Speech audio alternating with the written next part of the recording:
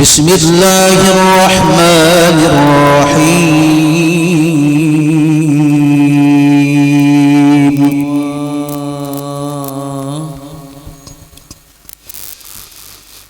ما كان محمد أبا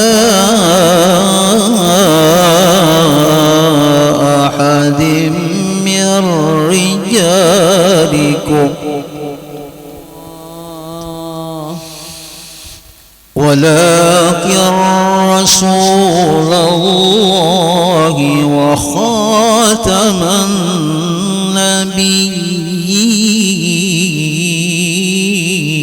النبيين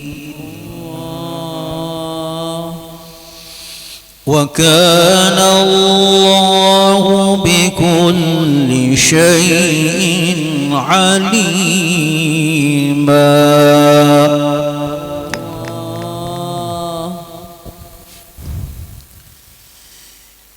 يا أيها الذين آمنوا اذكروا الله ذكرا كثيرا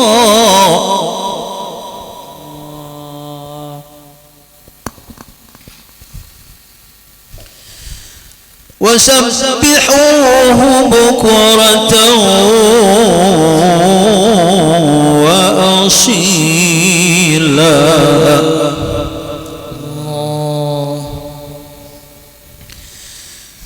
هو الذي يصلي عليكم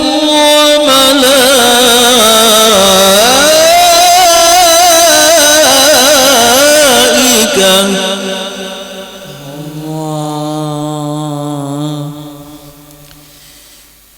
ليخرجكم من الظلمات إلى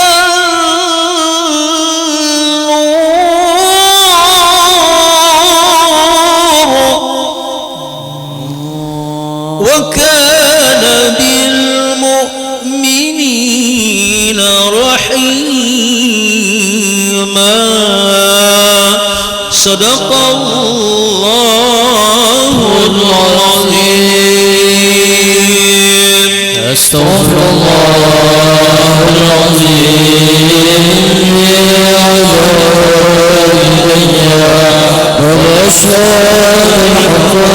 الواجبة علي ولجميع المسلمين والمسلمات والمؤمنين والمؤمنات الأحياء منهم والأموات أستغفر الله العظيم ونشاء بالحقوق الغالبة علي ولجميع المسلمين والمسلمات والمؤمنين والمؤمنات الأحياء منهم والأموات أستغفر الله العظيم والوالدي ولأصحاب الحقوق الواجبة علي ولجميع المسلمين والمسلمات والمؤمنين والمؤمنات الأحياء منهم والأموات. الفاتحة إلى حضرة حبيبنا وشفيعنا وقرة أعيننا سيدنا رسول الله محمد بن عبد الله ثم إلى أرواح آبائه وإخوانه من الأنبياء والمرسلين وأزواجه أمهات المؤمنين وأهل بيته الطيبين الطاهرين وأصحابه والتابعين وجميع عباد الله الصالحين ثم إلى روح سيدنا المهاجر إلى الله الإمام أحمد بن عيسى وسيدنا الفقيه المقدم الإمام محمد بن علي بعد وصولهما وفروعهما ثم وإلى أرواح جميع ساداتنا علي أبي علوي ثم إلى روح مؤلف سمت الضر الحبيب علي الحبسي صاحب المولد ووالديه وأولاده وأزواجه ومسائه وتلامذته وأصولهم وفروعهم ثم إلى روح الشيخ محمد أرشد البنجري ثم إلى روح شيخنا مربي روحنا شيخ محمد زيني بن عبد الغني البنجري ثم إلى أرواح والدينا ومشايخنا وجل الحقوق علينا ومن كان بالسابق حاضرا معنا في هذا المجلس الشريف وأموات هذه البلدة من المسلمين والمسلمات أن الله يجعلنا وإياكم من المتقين الثابتين على القدم القويم وفي صحبة الرسول الكريم ادخلنا فيه بأهل الله المفلحين ويمن بالشفاء واللطف لنا خاصة ولخلنا المؤمنين عامة ويجعلنا من الرضيين المرديين الخادين المهديين ومن حضر هذا الجمع يكتبه الله من المتقين الصالحين وأن الله يحيي القلوب بما أحيا به قلوب العارفين ويكتبنا في ديوان عباده المتقين وأن الله يثبت قلوبنا وألسنتنا على ذكره ومحبته يسلم لنا الأحوال ويتقبل منا الأعمال ويبلغنا بنا منازل الرجال وإلى حضرة النبي محمد صلى الله عليه وسلم. الفاتحة. أعوذ بالله من الشيطان الرجيم. بسم الله الرحمن الرحيم. الحمد لله رب العالمين الرحمن الرحيم مالك يوم الدين إياك نعبد وإياك نستعين الصراط المستقيم صراط الذين أنعمت عليهم غير المغضوب عليهم ولا الضالين آمين. فيا أيها الراجون منه شفاعة صلوا عليه وسلموا تسليما. اللهم صل وسلم وبارك عليه وعلى آله. ويا أيها المشتاقون إلى رؤية جماله صلوا عليه وسلموا تسليما. اللهم صل وسلم وبارك عليه وعلى آله. ويا من يخطب وصاله يقظة ومناما صلوا عليه وسلموا تسليما. اللهم صل وسلم وبارك عليه وعلى آله. الجنة ونعيمها سعد لمن يصلي ويسلم ويبارك عليه. اللهم صل وسلم وبارك عليه وعلى آله. يا ربي صل على محمد أشرف بدر في الكون أشراق.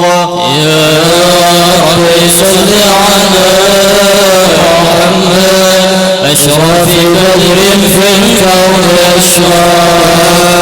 ربي صل على محمد أكرم داء يدعو إلى الحق. يا ربي صل على محمد أكرم داع يدعو إلى الحق. ربي صل على محمد المصطفى الصادق المصدق. يا ربي صل على محمد المصطفى الصادق المصدق. ربي صل على محمد على الورى منطقا وأسلاق. يا ربي صل على محمد أهل الورى منطقا وأسلاق. ربي صل على محمد أفضل من لتقاة حقا. يا ربي صل على محمد أفضل من لتقاة حقا. ربي صل على محمد فرجنا والوفاة خلاقا. ربي صل على محمد من الصفا والوفاة خلى ربي صل على محمد واجمع من السمل ما تفرق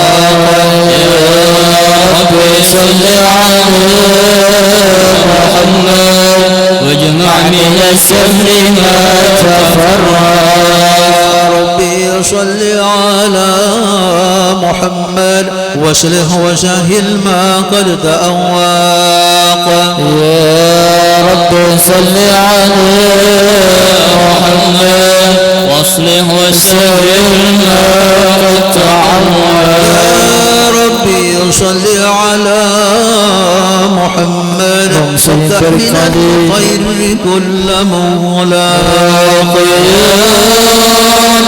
صل على محمد وافتح من الخير كل مغلاق يا ربي صل على محمد والح ومن من لبيت علاق يا ربي صل على محمد وآله ومن بالنبي تعلق يا ربي صل على محمد والح ومن للحبيب يغشاق يا ربي صل على محمد وآله ومن للحبيب عشاق يا ربي صل على محمد ومن حبل النبي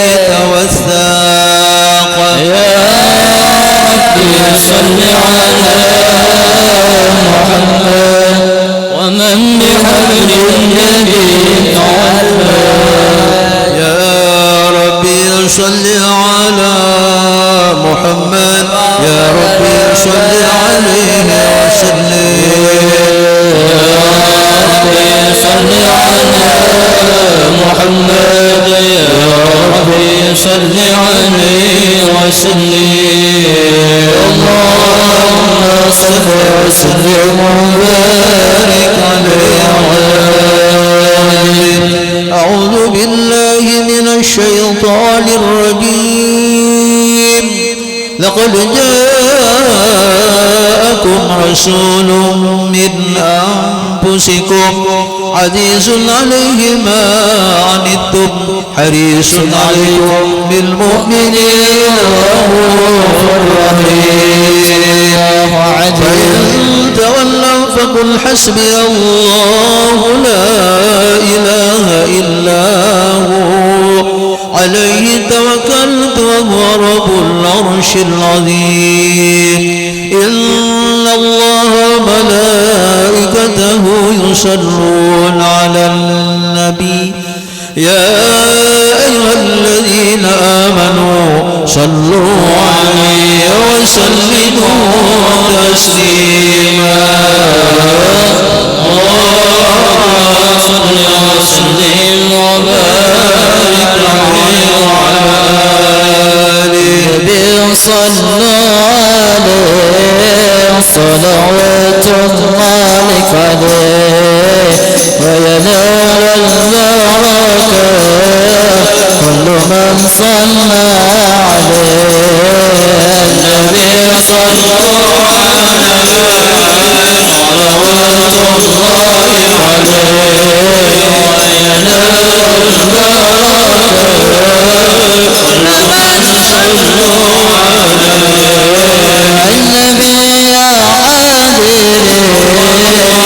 اعلموا علم اليقين النبي يا عادل اعلموا علم اليقين أن رب العالمين فرض الصلوات عليه النبي صلوا عليه صلوات الله عليه وينال البركة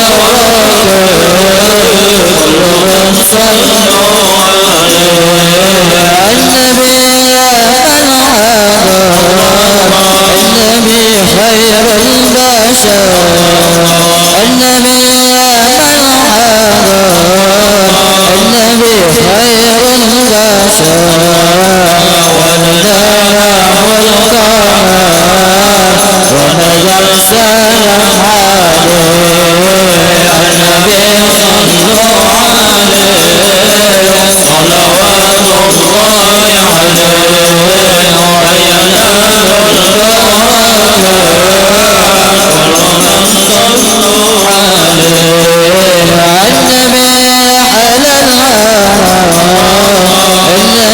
وذم العراء النبي حل الغرام النبي وذم الكرام الحبيب علي النساء صلوات الله عليه النبي صلوا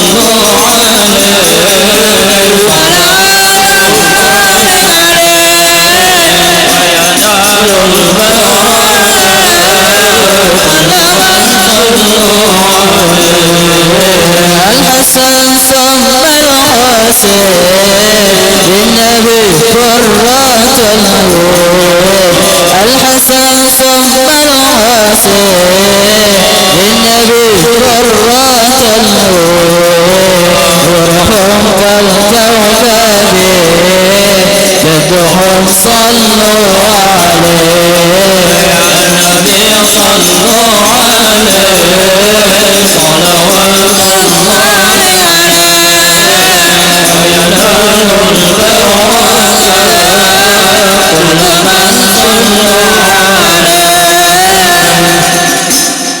اللهم صل وسلم وبارك عليه وعلى آله. بسم الله الرحمن الرحيم الحمد لله القوي سلطانه الوالي برهانه المبسوط في الوجود كرمه وإحسانه خلق الخلق الحكمة وسوى عليها علما وبسله من بين المنة ما جرت به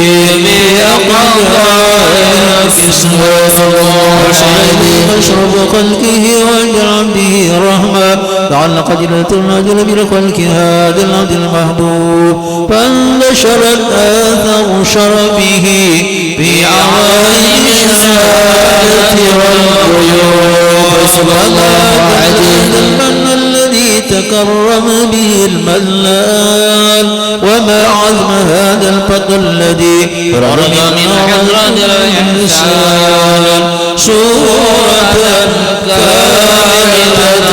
رفيق المحمود سورة كاملة رفيق المحمود سورة كاملة رفيق المحمود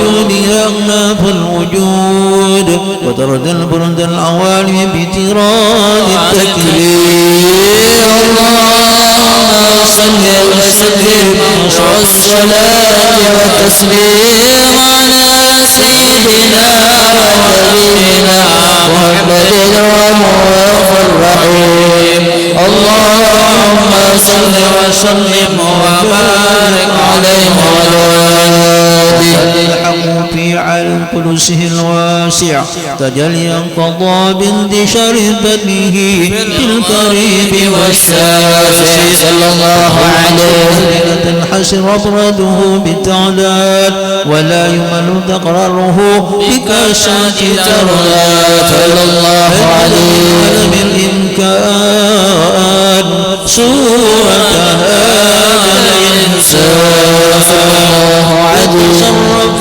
بوجوده الثقلان وتنتشر أسراره في الأكوان فما من سن التصوير قلب منيب إلا من غرام فضل الله على هذا النبي صلى الله عليه وسلم سروره قد توالى بحبيب عم الأنام نوالا جل من شرف القبول بنور ومن كون بهجته وجمالا صلى الله عليه وسلم على مقام وتناهى في مجده وتعالى لا حاجته العلم بما اجتلته بشرا كاملا يزيح الضلال صلى الله عليه فوق من علم قدرة مطرة في شؤونه وكمالا فسبحان الذي أمر من حضرة الامتنان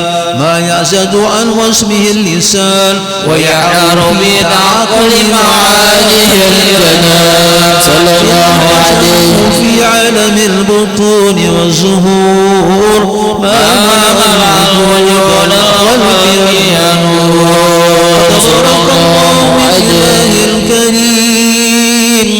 بشرت آياته بذكر الحكيم ببشارة لقد جاءكم رسول من أنفسكم عزيز عليه ما عنتم حريص عليكم بالمؤمنين الرؤوف الرحيم صلى الله عليه هذه البشارة وتلقاها بقلب سليم فقد نجا إلى صراط مستقيم. اللهم صل وسلم أشرف الصلاة والتسليم على سيدنا ونبينا محمد الرؤوف الرحيم. اللهم صل وسلم وبارك عليه وعلى آله. اللهم صل وسلم وبارك عليه وعلى آله واشهد أن لا إله إلا الله وحده لا شريك له شهادة تعرف بها اللسان أما تضمنه الجلال من التصديق بها والإذعان صلى الله عليه أدخل بها في الصدور من الإيمان قواعد ودلوا على أهل اليقين من سر ذلك الإذعان والتصديق شواهد صلى الله عليه. أشهد أن سيدنا محمد العبد الصادق في قوله وفعله والمبلغ عن الله ما أمره بتبليغه لخلقه من فرده ونقله صلى الله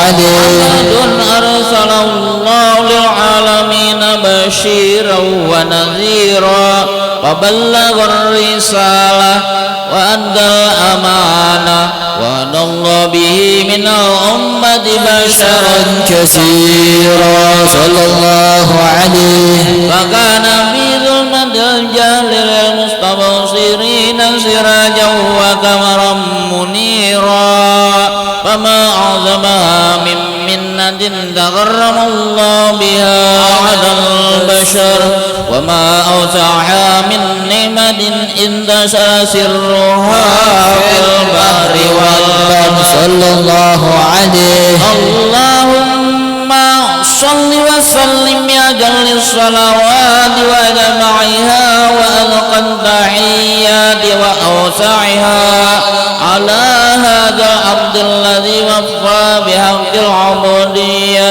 وبرز فيها بخلعة الكمال وقام بحق الربوبية في موادن الخدمات لله وأقبل عليه غاية الإخلاص صل عليه صلاة يصل يا روح صل عليه صلاة يصل يا روح صل عليه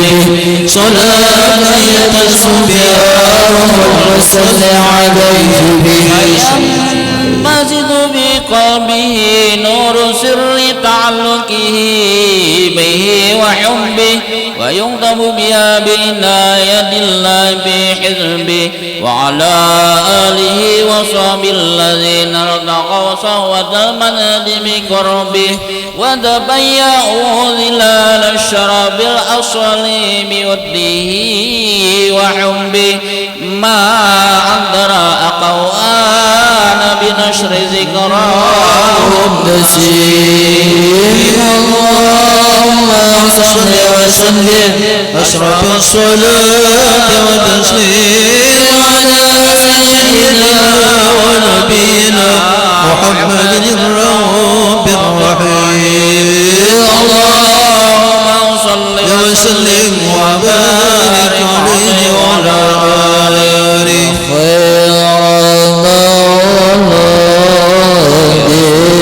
بمكة قدت يا خير بلد بمكة قدت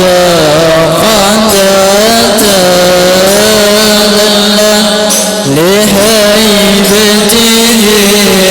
جميع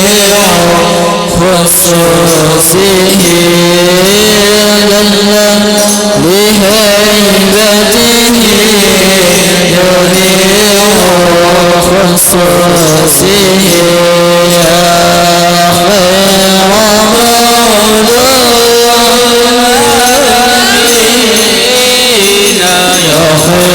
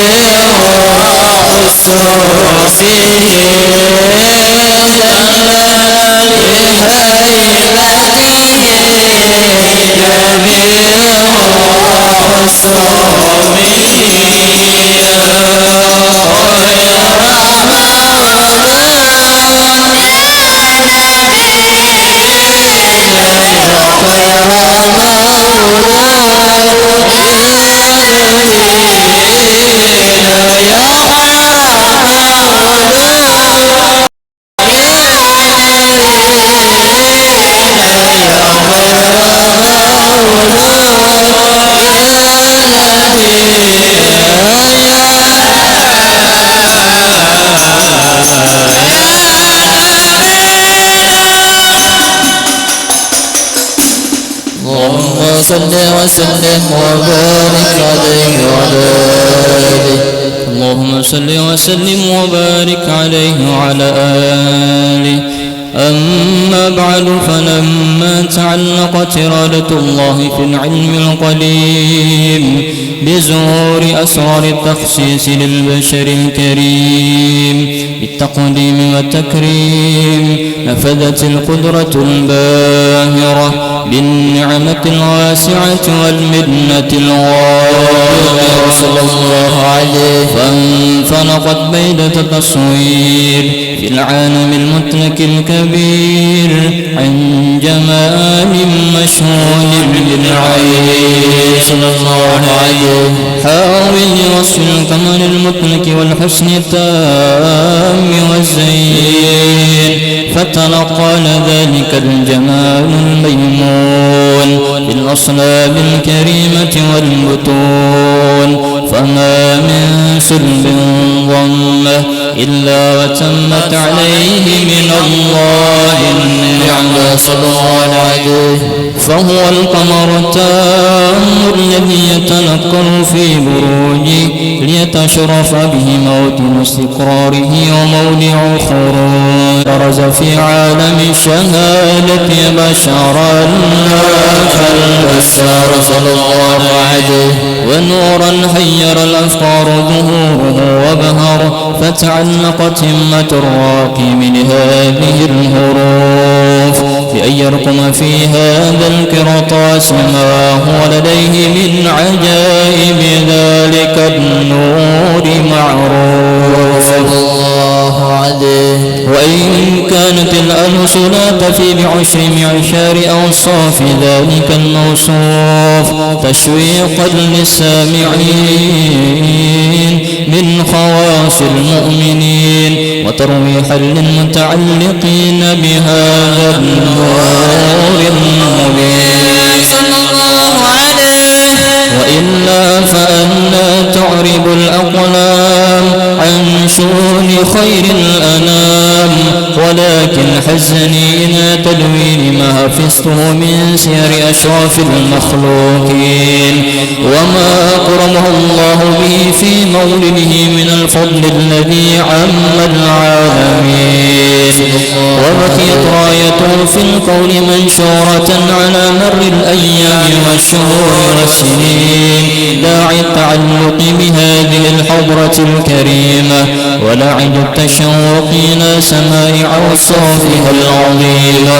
ولعل الله ينفع به المتكلم والسامع، ولعل الله ينفع به المتكلم والسامع، ولعل الله ينفع به المتكلم والسامع، فيدخلان في شفاعة هذا النبي الشافع ويتروحان بروح ذلك النعيم.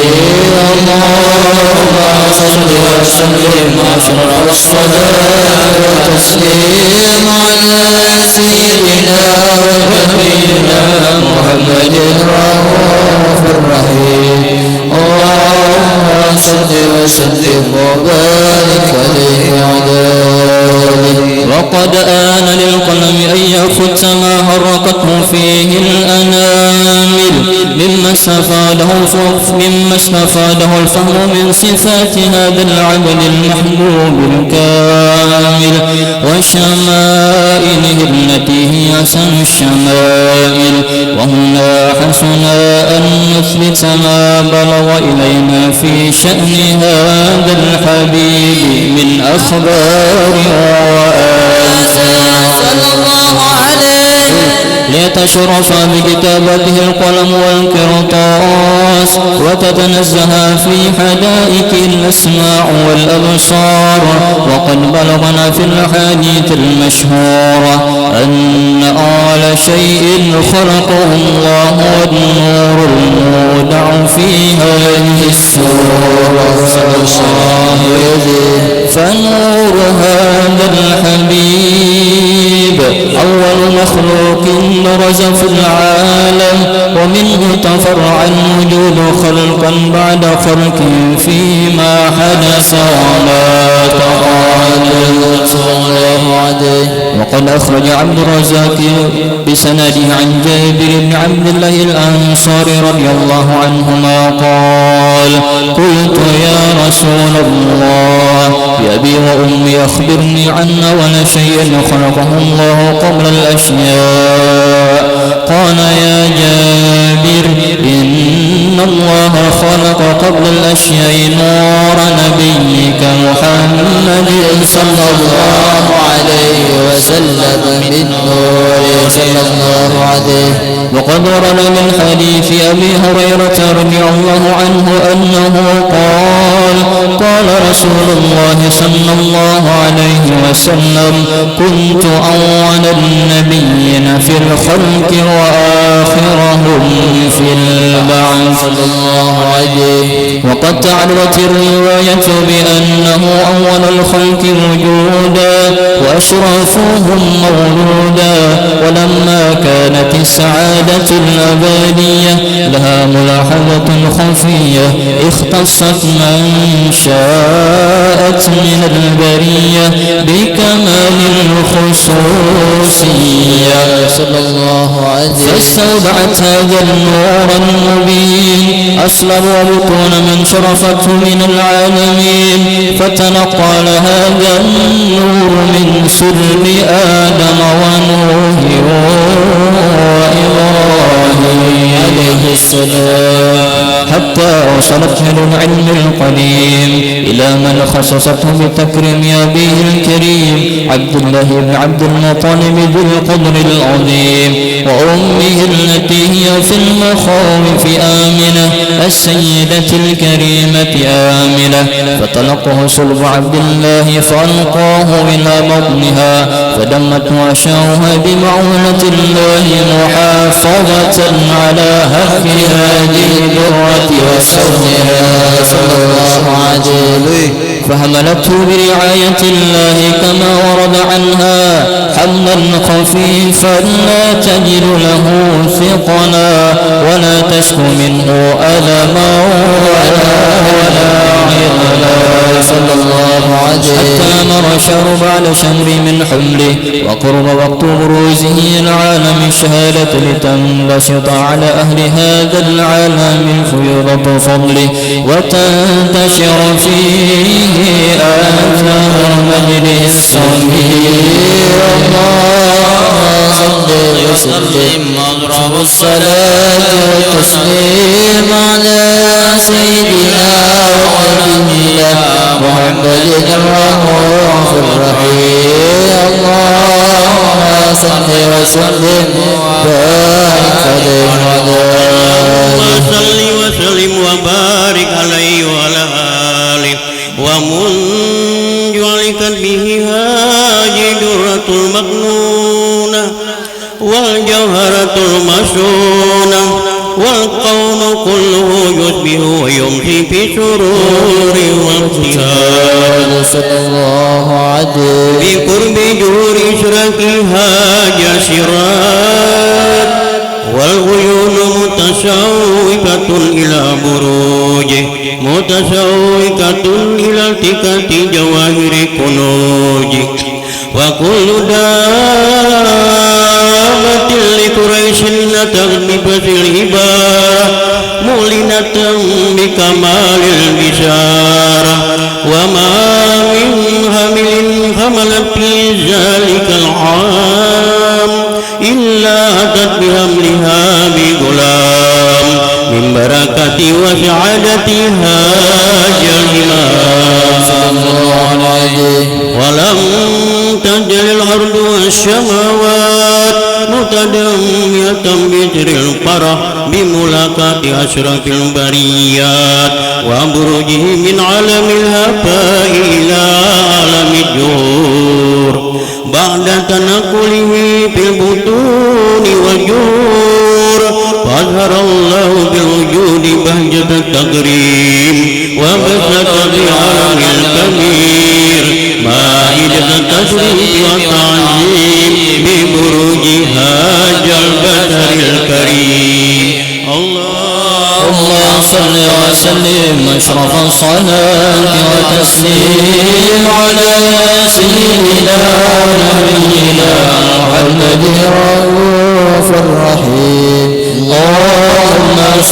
وسلم وبارك عليه وعلى اللهم صل وسلم وبارك عليه وعلى آله فحين كربا وجهاج الحبيب الذي السماوات والأرض ومن بهن بترهيب ومطار الوجود الإلهي على أهل الوجود تسد وألسنة الملائكة بتبشير للعالمين سبحان الله والحمد لله ولا إله إلا الله والله أكبر سبحان الله والحمد لله ولا إله إلا الله والله أكبر سبحان الله والحمد لله ولا إله إلا الله والله أكبر والقدرة كشفت كناهاج المستور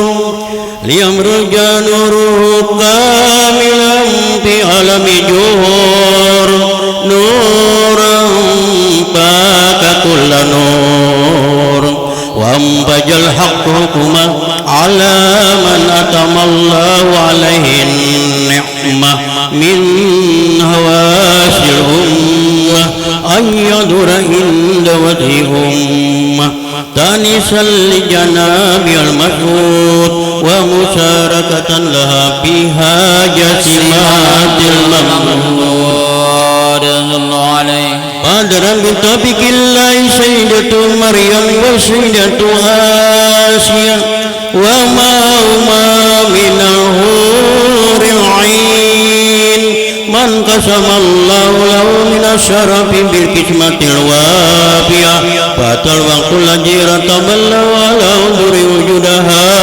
المولود وانطلق سبل الكمال من النور أنعمود وأبرج الحامد المحمود مذلا لله بالتعظيم وسجود صلى الله على محمد صلى الله عليه وسلم صلى الله على محمد صلى الله عليه وسلم صلى الله على محمد يا ربي صلي وسلم النبي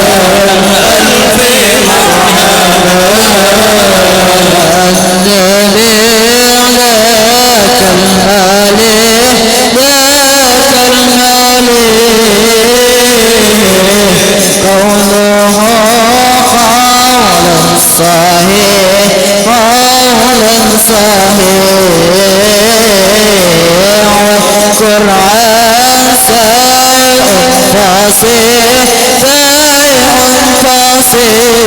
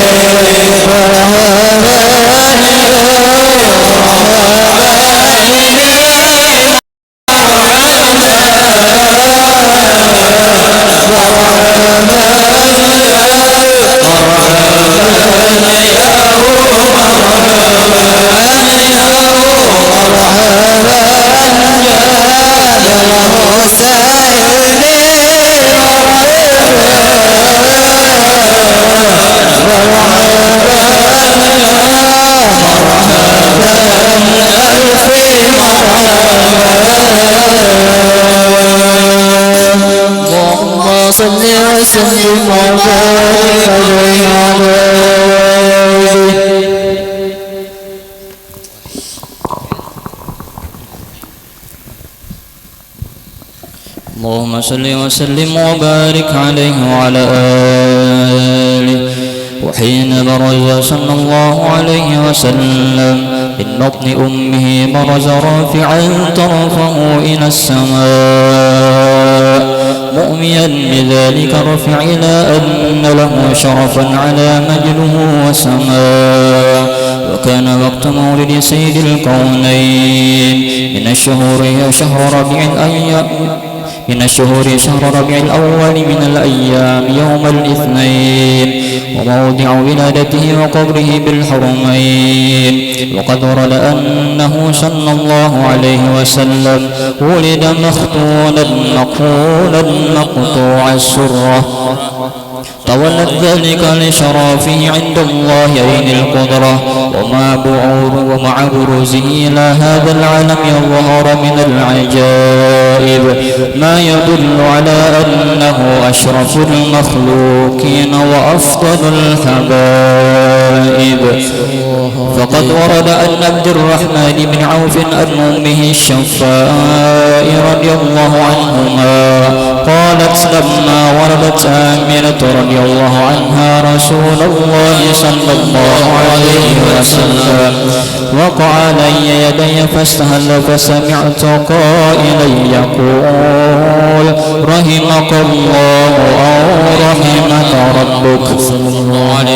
قالت الشفاء فأضاء له ما بين المشرق والمغرب حتى نظرت إلى بعد كسور الروم. قالت ثم ألبسته وأضجعته فلم أنشب أن غشيتني ظلمة ورعب وقشعررة عن يميني فسمعت قائلا يقول أين ذهبت به؟ قال إلى المغرب وأسفر ذلك عني. ثم عاودني الرعب وظلمة والقشعررة عن يساري فسمعت قائلا يقول أين ذهبت به؟ قال إلى المشرق.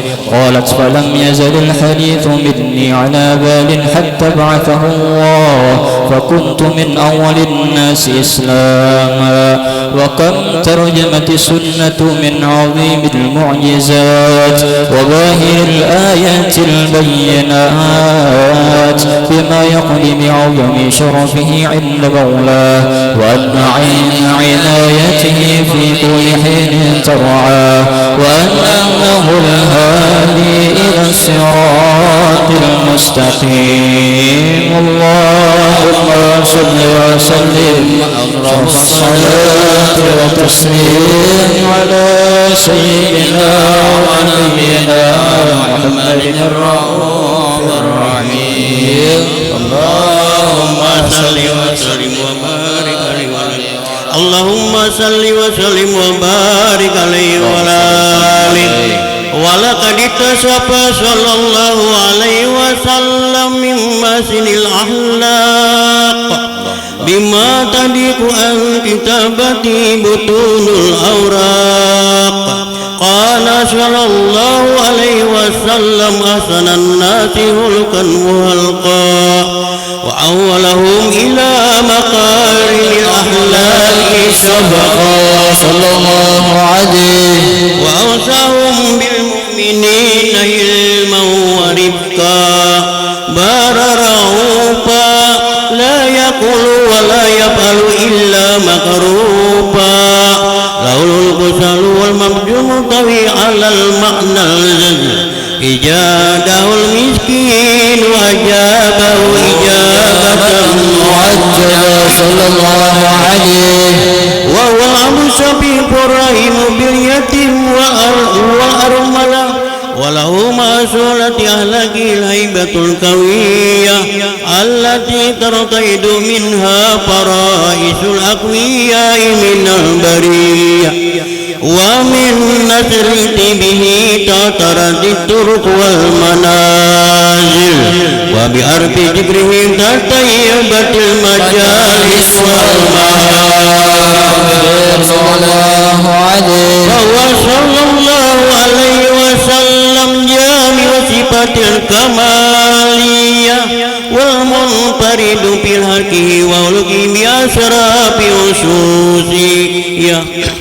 فما من ملك في البرية محمود إلا وهو مطلقا عن جيل الوجود.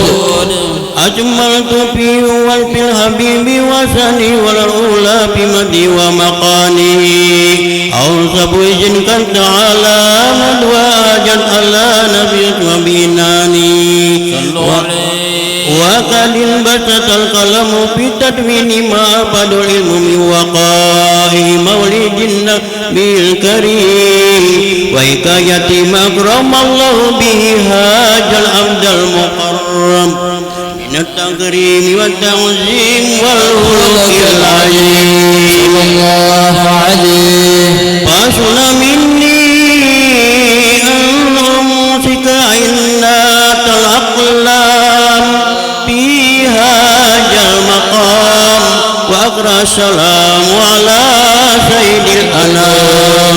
السلام عليك أيها النبي ورحمة الله وبركاته. السلام عليك أيها النبي ورحمة الله وبركاته. السلام عليك أيها النبي ورحمة الله وبركاته. وبجالك يسن الحتم كما يسن التقديم فعلي أفضل الصلاة والتسليم. اللهم صل وسلم والصلاة والتسليم على سيدنا ونبينا محمد الرؤوف الرحيم. اللهم صل وسلم وبارك عليه وعلى آله. بسم الله الرحمن الرحيم الرحمن الرحيم مالك يوم الدين إياك نعبد وإياك نستعين صراط الذين أنعمت عليهم غير المغضوب عليهم ولا الضالين. آمين يا الله. بسم الله الرحمن الرحيم. الحمد لله رب العالمين. اللهم صل وسلم على سيدنا محمد في الأولين. اللهم صل وسلم على سيدنا محمد في الآخرين. اللهم صل وسلم على سيدنا محمد في كل وقت وحين. اللهم صل وسلم على سيدنا محمد في الملأ الأعلى إلى يوم الدين. اللهم صل وسلم على سيدنا محمد وعلى آله وصحبه أجمعين. ولما نظم الفكر من ضروري الأوصاف المحمدية عقودا توجهت إلى الله متوسلا بسيدي وحبيبي محمد صلى الله عليه وسلم أن يجعل سعي فيه مذكورا وفعلي فيه محمودا، وأن يكتب عملي في الأعمال المقبولة وتوجهي في التوجهات الخالصة والصلات الموصولة. اللهم يا من إليه تتوجه الآمال فتعود ظافرة، وعلى باب عزته تهترها فتغشاها منه البيوضات الغامرة، نتوجه إليك بأسرف الوسائل لديك سيد المرسلين عبدك الصادق الأمين سيدنا محمد الذي أمت رسالته العالمين، أن تصلي وتسلم على تلك الذات الكاملة مستودع أمانتك وحفيظ سرك وحامل راية دعوتك الساملة، الأب الأكبر المحبوب لك والمحصص بشرف الأبخر في كل موطن من مواطن القرب ومزهر، قاسم أمدادك في عبادك وساكك وسإرسالك لأهل ودادك، سيد الكونين وأسرف الثقلين، العبد المحبوب الخالص المحسوس منك بأجل الخصائص. اللهم صل وسلم عليه وعلى آله وأصحابه وآل حضرة اقترابه من أحبابه. اللهم إنا نقدم إليك جاه هذا النبي الكريم ونتوسل إليك بشرف مقامه العظيم، أن تلاحظنا في حركاتنا وسكناتنا بعين عنايتك، وأن تحفظنا في جميع أطوارنا وتقلباتنا بجميل رعايتك وحسن وقايتك، وأن تبلغنا من شرف القرب إليك وإلى هذا الحبيب غاية آمالنا، وتتقبل منا ما تهرقنا فيه من نياتنا وأعمالنا، وتجعلنا في حضرة هذا الحبيب من الحاضرين، وفي طرائق اتباعه من السالكين، ولحقك وحقه من المعدين، ولأهدك من الحافزين. اللهم إن لنا أطمعا في رحمتك الخاصة فلا تهرمنا، وجنونا جميلة هي وسيلتنا إليك فلا تخيبنا، آمنا بك وبرسولك وما جاء به من الدين، وتوجهنا به إليك مستشفعين، أن تقابل المذنب منا بالغفران، أن تقابل المذنب منا بالغفران، أن تقابل المذنب منا بالغفران، والمسيء بالإحسان، والسائل بما سأل، والمؤمل بما أمل، وأن تجعلنا ممن نصر هذا الحبيب وازره ووله وزاهره وأم ببركاته وصرف بوجهته أولادنا ووالدينا وأهل قطرنا ووادينا وجميع المسلمين والمسلمات والمؤمنين والمؤمنات في جميع الجهات، وعظم راية الدين القومي في جميع الأقطار منصورة، ومعالم الإسلام والإيمان بأهلها معمورة معنى وسورة، واقصب اللهم كربة المقروبين واقضي دين المدينين، واغفر للمذنبين وتقبل توبة التائبين، وانصر رحمتك على عبادك المؤمنين أجمعين أجمعين واكفي شر المعتدين والظالمين وابسط العدل بولاة الحق في جميع النواهي والأقطار وأيدهم بتأييد من عندك ونصر المعاندين من المنافقين والكفار واجعلنا يا رب بالحسن الحصين من جميع البلايا واجعلنا يا رب بالحسن الحصين من جميع البلايا واجعلنا يا رب بالحسن الحصين من جميع البلايا وبالحرز المكين من الذنوب والخطايا وأدمنا في العمل بطاعتك والصدق في خدمتك قائمين وإذا توفيتنا فتوفنا مسلمين مؤمنين واختم لنا منك بخير أجمعين وصل وسلم على هذا الحبيب المحبوب للأجسام والأرواح والقلوب وعلى آله وصحبه ومن إليه منسوب وآخر دعوانا أن الحمد لله رب العالمين. الحمد لله.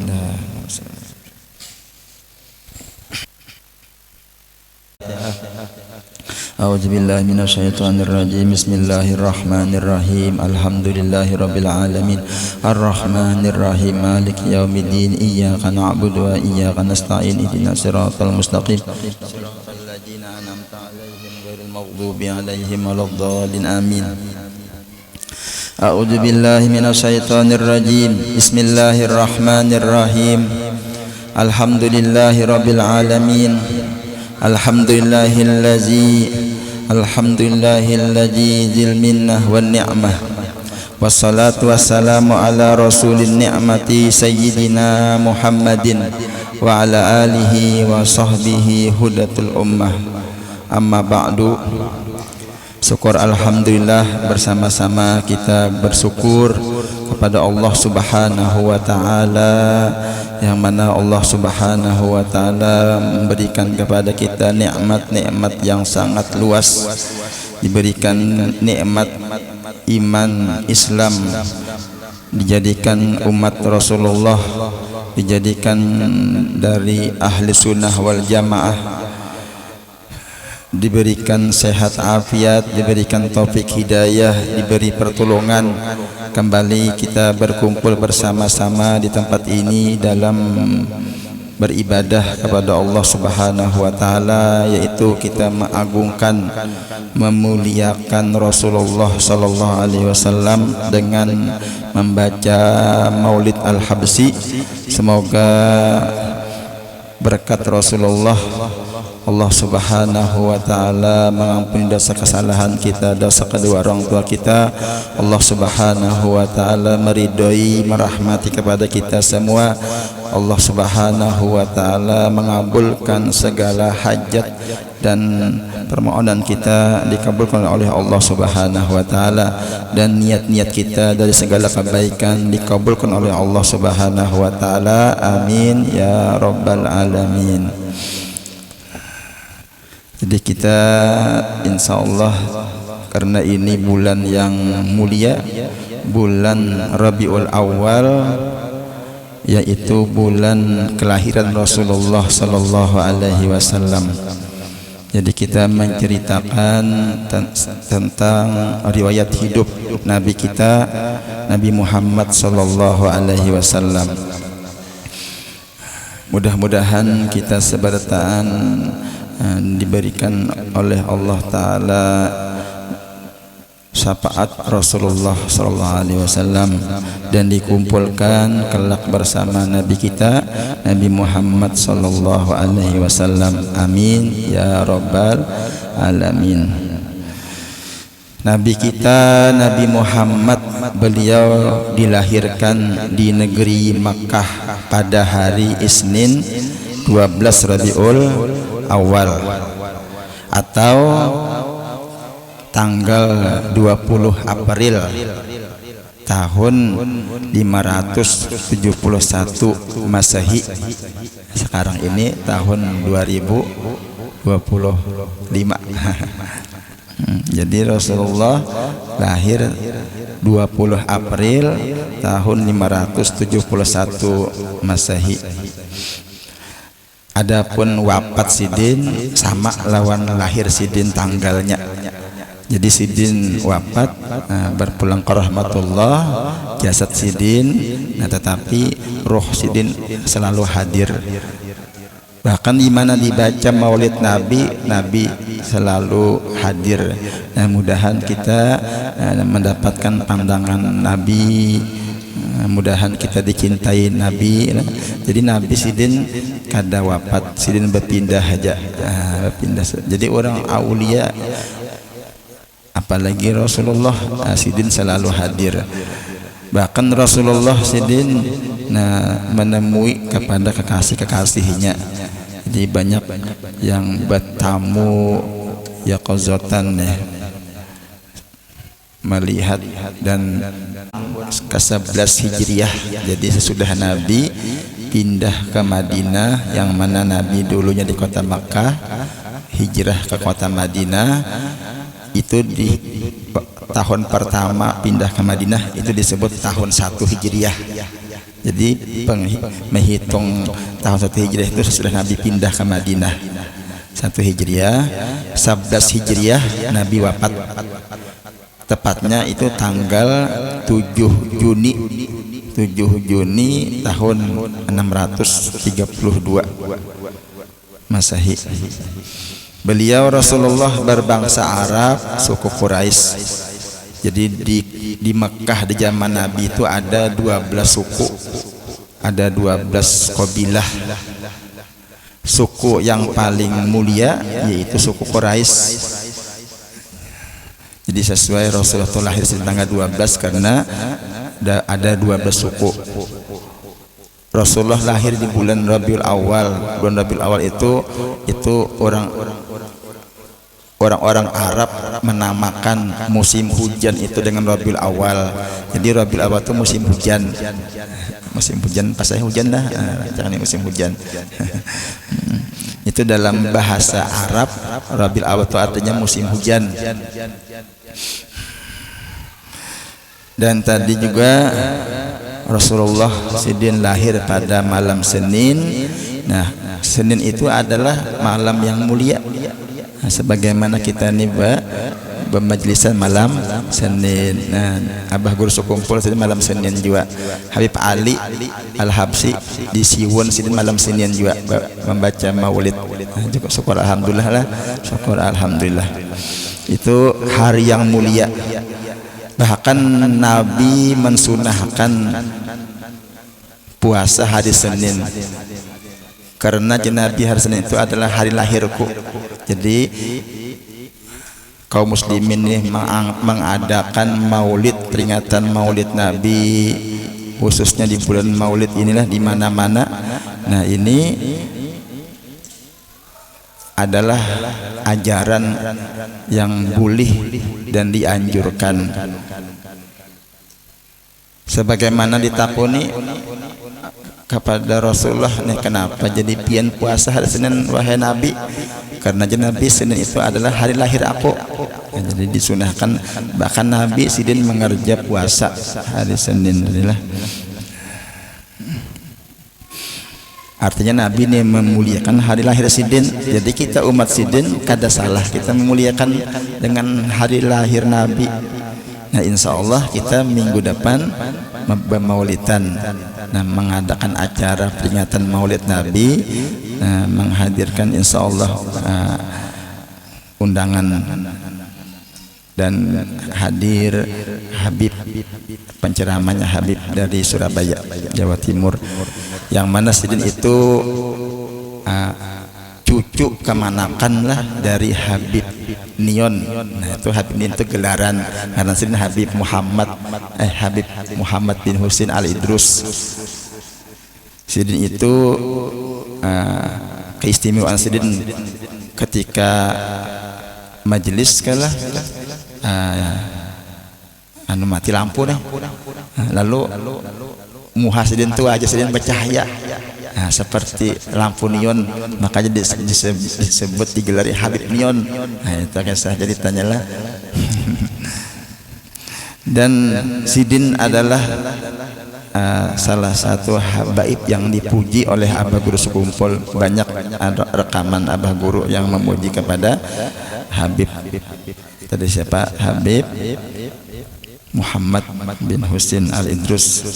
Jadi yang insya Allah karena nambah ceramah di tempat kita sini cucu Sidin, cucu kemanakan lah. Syukur alhamdulillahnya. Mudah-mudahan kita sehat afiat karena kita bersama-sama berhadir di sini. Kita memeriahkan Maulid Nabi kita Muhammad sallallahu alaihi wasallam.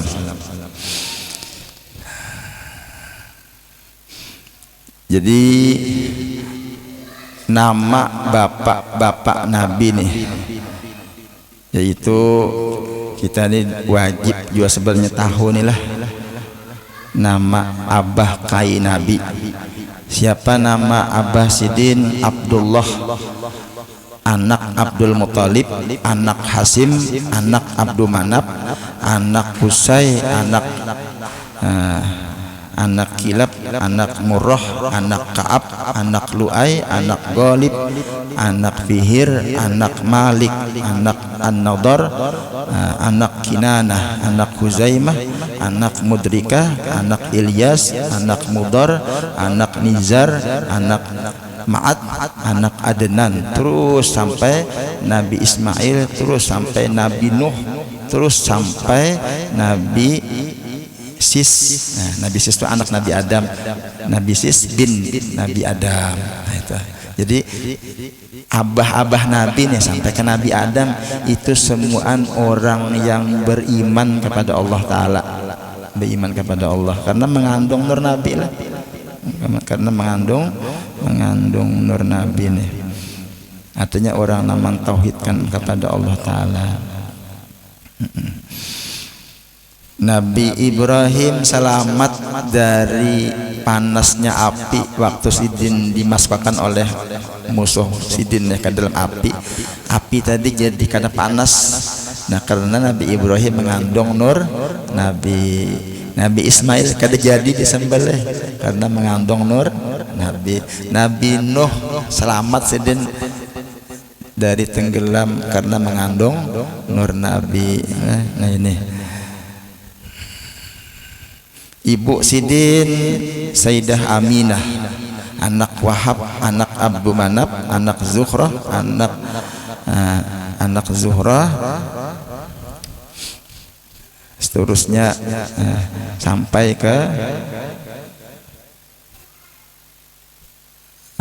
ke Nabi Adam jelah. Jadi kita mengetahui tentang abah Nabi nih.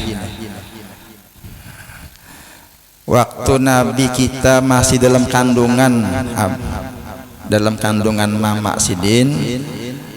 Nah, jadi abah Nabi ini melihat karena sudah hamil, yaitu Sayyidah Aminah, ini pasti karena memerlukan biaya melahirkan dan sebagainya. Lalu Sidin berlayar ke negeri Sam. Jadi abah Nabi itu berangkat ke negeri Sam. Nah, berdagang Sidin bulik di pertengahan jalan di Madinah. Pasnya di kota Madinah wafat Sidin. Jadi dalam perjalanan abah Nabi ini meninggal di kota Madinah, dikuburkan di Madinah. Okay. Di mana kubur abah Nabi sebelum dihancuri oleh Wahabi inilah kubur abah Nabi itu nang parak lawan di hadapan kubur Nabi ke sana lagi. Sekarang ini di parak nang regol kandang tanah situ di situ. Cuman ini karena dihancuri dihilangkan tadi. Padahal situ ada kubur abah Nabi di bawah situlah. Jadi ada nang tahu situnya kubur abah Nabi. Cuman ini dijagai oleh nang polisi. Padahal ini diratakannya jadi lantai aja kada ada lagi.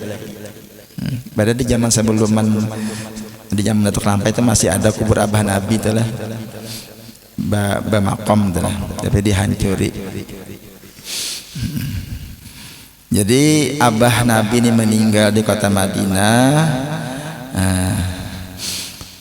Nabi waktu itu masih dalam kandungan ibu Sidin. Dan warisan yang ditinggalkan oleh Abah Sidin itu ada mempunyai 5 ekor onta, 5 ekor onta, larang onta itu harganya lah, dan beberapa kambing, dan ada bisi budak sahaya yang bernama Ummu Aiman. Jadi Nabi dilahirkan dalam keadaan yatim. Jadi waktu Ibu Sidin mengandung, pernah bermimpi nih ibu Nabi melihat cahaya keluar daripadanya, dari awak Sidin keluar. Jadi cahaya ini keluar dari awak Sidin dan menerangi sampai ke negeri Basrah dan ke negeri Sam. Ini dalam mimpi Sidin. Jadi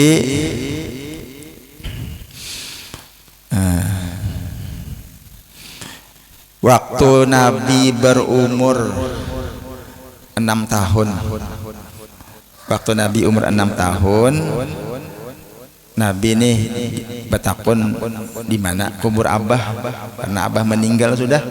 Jadi jar mama, jar ibu Nabi, Abah meninggal waktu Nabi lagi dalam kandungan, waktu pian lagi dalam kandungan, dan dikuburkan di Madinah. Jadi Nabi ini hendak ziarah dan Mama Sidin pun hendak juga ziarah. Nah, menziarahi kubur ini jauh, pian Makkah Madinah itu jauh 400 kilo. Di zaman bahari itu bawa onta aja lah, bawa kuda. 6 hari itu perjalanannya. Aman wahini bebis Toyota. Nah, paling 2 jam, 3 jam lah. Lajunya menjalankan lah. Di Mekah atau ke Madinah tuh jalannya lurus, ada belokan, cuman kadang 120 lah menjalankan lah. Nah, wah ini bebis kan lah, bebis. Jadi ziarahlah Nabi berangkat lawan Ibu Sidin ya, bersama Ummu Aiman mengawani bertiga nih lah sampai ke Madinah. Bertakun lawan keluarga, lawan orang nah di mana kubur Abdullah nih laki Sidin, di sana aja orang ziarah Sidin. Nah ini wahai Muhammad nih kubur Abah di sini. Nah, umur 6 tahun tuh Nabi tuh hanya Sidin ziarah ke kubur kuitan jauh baharilah kada paparakan ke Madinah. Sesudah itu tuntung belang di rumah keluarga. Jadi ada juga keluarga Nabi juga di Madinah juga nih. Lalu buliklah mulai Madinah ke Mekah. Di tengah jalan meninggal pulang ibu Nabi. Itu ada kubur ibu Nabi pas sampai sekarang ini masih ada, tapi di atas gunung. Jadi banyak yang ziarah ke situ juga, tapi kada dikubahi kayak biasa aja. Itu ibu Nabi. Itu waktu Nabi berumur 6 tahun. Buliklah Nabi adalah bersama Ummu Aiman ke negeri Mekah. Dicerahkan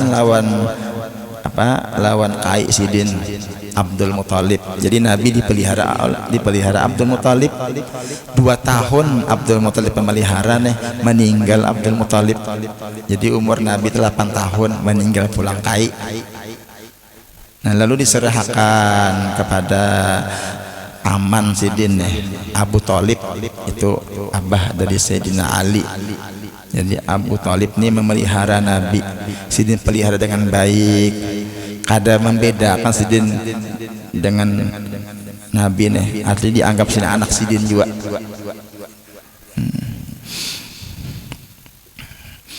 Nah, jadi Nabi Abu Thalib tadi Sidin orangnya keadaan fakir lah, susah nih. Abu Thalib berdagang ke negeri Sam, dibawa. Nah, yang mendangani itu umur berapa? Umur 9 tahun. Dilatih ngalih karena ngalih dia orang melihara kambing itu. Nah, jadi dibawa kena ke padang rumput ditarik, bisa kada maunya, kada bisa mencara luar biasa lah. Di zaman Nabi itu banyak nang ahli bisa bebender menyusun kata-kata nang baik-baik banyak, berulah-ulah syair nang baik-baik banyak, tapi dapatnya Nabi kalah seberataan Nabi sidin Al-Quran mengalahkan semuaan nang ahli-ahli apa pidato ahli-ahli kata-kata. Nah, ini karena ini dari Allah Ta'ala langsung lah kalam Allah Ta'ala nih. Jadi orang katakan mendustakan karena Nabi sidin ane sekolah nih lalu sidin memadahkan Al-Quran, jadi dia orang itu ulahan Nabi benar itu jar. Nah dikarenakan Nabi kata sekolah adalah Al-Quran ada nih, ini menandakan artinya ini datang dari Allah Ta'ala, datang kiriman Allah Ta'ala yang menandakan Nabi itu orang benar. Nah itulah Al-Quran itu mujizat Nabi yang paling besar, bahkan sampai ini mujizat Nabi nih. Dibaca dapat pahala 1 huruf 10 pahala. Nah, berapa huruf Al-Quran itu misalnya lah kita baca, nah kita membaca Al-Fatihah atau berapa hurufnya itu 1 huruf 10 pahala. Nah, itu pahalanya membaca Al-Quran lah. Apalagi yang melajarkan Al-Quran itu banyak juga pahalanya juga. Khairukum man ta'allamal Qur'an wa 'allamahu. Ya Nabi, sebaik-baik kamu adalah orang yang melajarkan Al-Quran, orang yang belajar Quran dan melajarkannya. Nah syukur kita belajar. Ujar Nabi, Iqra'ul Quran fa innahu ya'ti yaumal qiyamah syafi'an li ashabihi. Bacalah Quran ya Nabi, maka bahwasanya hari kiamat karena akan memberi syafaat bagi yang membacanya. Nah syukur alhamdulillah. Jadi mukjizat Nabi yang paling besar Al-Quran kadang-kadang kawannya mengalahkan menuruti Al-Quran, kadang-kadang kawannya orang alim kayak penja ada kawa ini kalam Allah Ta'ala. Nah, susunannya kata-katanya luar biasa nih, dan kadang kau orang merubah-rubah sampai ini ada nah hendak merubah ketahuan orang. Nah, dan luar biasanya Al-Quran ini ada aja nah hafal lah, bahkan banyak nah hafal Quran nih. Nah, jadi Allah Ta'ala memudahkan nih orang-orang kada Islam tapi lah orang-orang non Islam nih ada di kitabnya juga, kitab Injil ada juga, tapi Injil nang ini dirubah di isinya dah. Nah, dirubahnya padahal Injil nang bujur tuh situ ada menceritakan kisah Nabi. Nah karena di akhir zaman ada Nabi, maka bilanya ada Nabi Muhammad umpati itu ada, tapi itu dihilangkannya itu, nah, dihapusnya. Dan anehnya orang-orang kafir tuh walaupun ini nang pendetanya suruh aja membaca selambar kan suruh baca kada bisanya kada hafal, apalagi nang sakitapan terus suruh membaca ini bebuku aja. Nah coba orang Islam hafal, itu anu mukjizat Rasulullah nih. Orang-orang kada Islam tuh takwa ini hafal lah kitab Injil nang ini apa ini aja nih ada hafalannya tuh. Jangan suruh baca selambar gen, suruh hafal, bacakan pengalaman bisa kada hafalnya. Nah itulah. Padahal tulisan atau apa bahasa kita jadi dirubah-rubahnya lah. Jadi Allah Ta'ala menjaga akan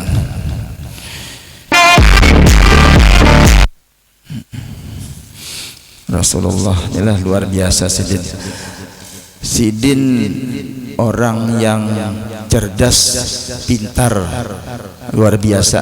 Karena kada kawapang punya kada pintar menjadi pemimpin sidinlah pasti orang nang pintar sidinnya maatur apa tentara sidin juga semuaan maatur hukum sidin juga seberatan. Nah ini Rasulullah, ini Rasul kita. Cuman Rasulullah sidin perjuangan sidin. Nah, perjuangan sidin ini macam-macam. Bahkan sampai hendak dibunuh sidin lah. Hijrah sidin ke kota Madinah. Nah, itu sebahagian dari sejarah Rasulullah sallallahu alaihi wasallam. Mungkin mudah-mudahan dengan berkat kita menceritakan sebahagian dari anakib dari sejarah Rasulullah, semoga kita dikumpulkan bersama Rasulullah sallallahu alaihi wasallam dan dapat syafaat Rasulullah sallallahu alaihi wasallam. Amin ya rabbal alamin. Insyaallah karena kita baca lagi sambungannya tentang Rasulullah sallallahu alaihi wasallam. Mudah-mudahan dengan kita menceritakan tentang Rasulullah, kita bertambah mahabbah kepada Rasulullah sallallahu alaihi wasallam. Mudah-mudahan, karena ujar Nabi juga, man ahabbani kana ma'i fil jannah, barang siapa cinta kepadaku ya Nabi, maka akan bersama Nabi di dalam surga. Mudah-mudahan kita dikumpulkan bersama Nabi di dalam surga Allah Subhanahu wa taala. Amin ya rabbal alamin. Kita baca kitab. Bismillahirrahmanirrahim. Alhamdulillahirabbil alamin. Allahumma shalli wa sallim ala sayyidina Muhammadin wa alihi wa ashabihi ajmain. Amma ba'du. Qala musannif rahimahullah, telah berkata Syekh Muhammad Arsad bin Abdullah Al-Banjari, Datuk Kelampayan Presiden, bermula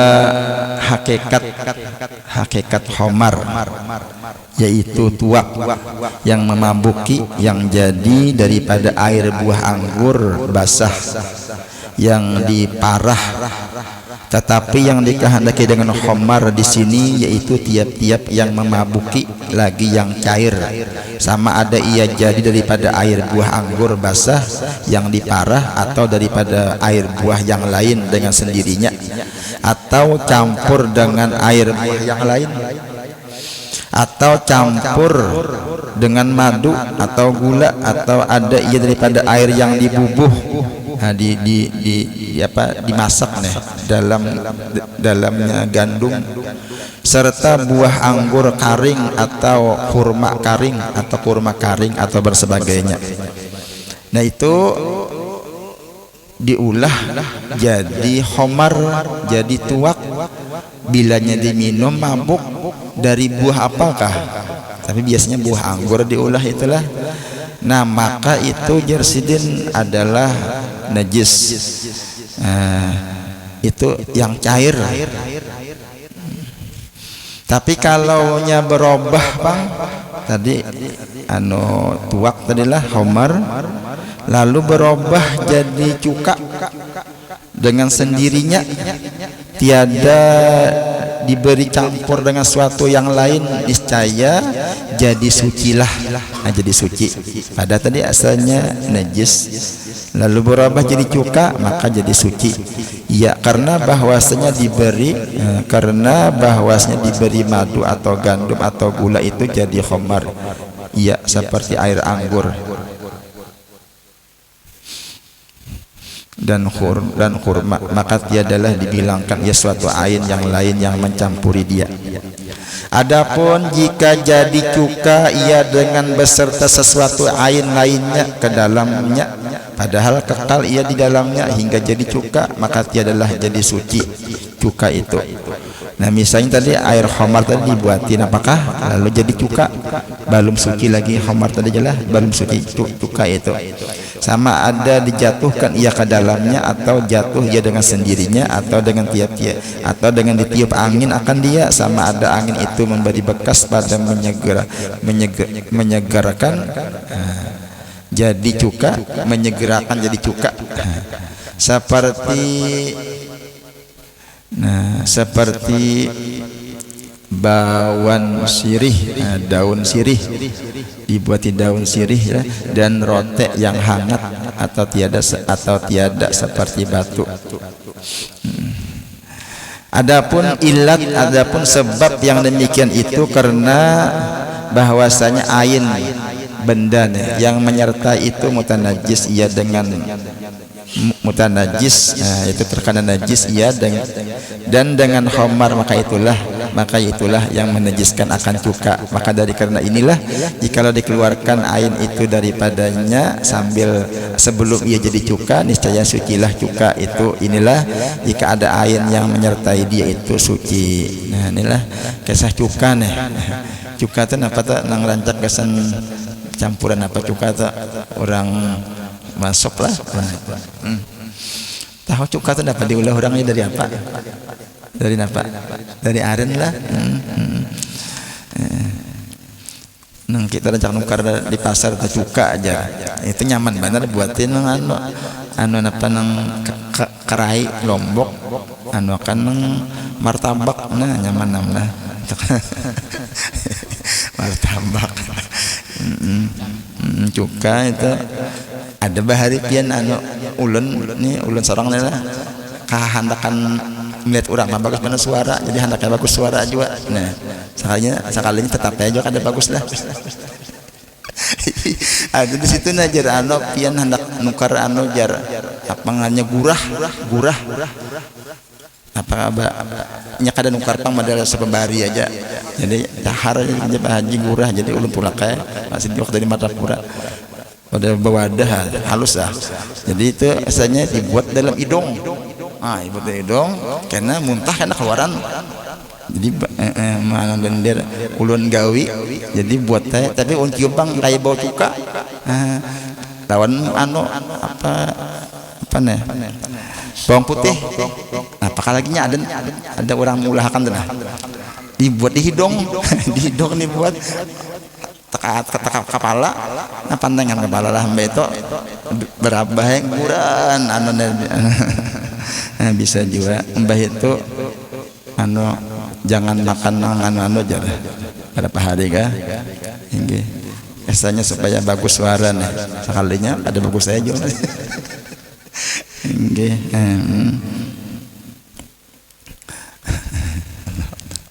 itu ada itu ngarannya gurah ngarannya tuh itu dari cuka tuh banyunya tuh apa kalau campurannya sidin mulahilah badannya daun habari daun aja. Adapun jika ada ain itu najis, nah benda yang dibati dalam khamar tadi, ini khamar dibati sesuatu bendanya najis, maka tiadalah cuka itu suci.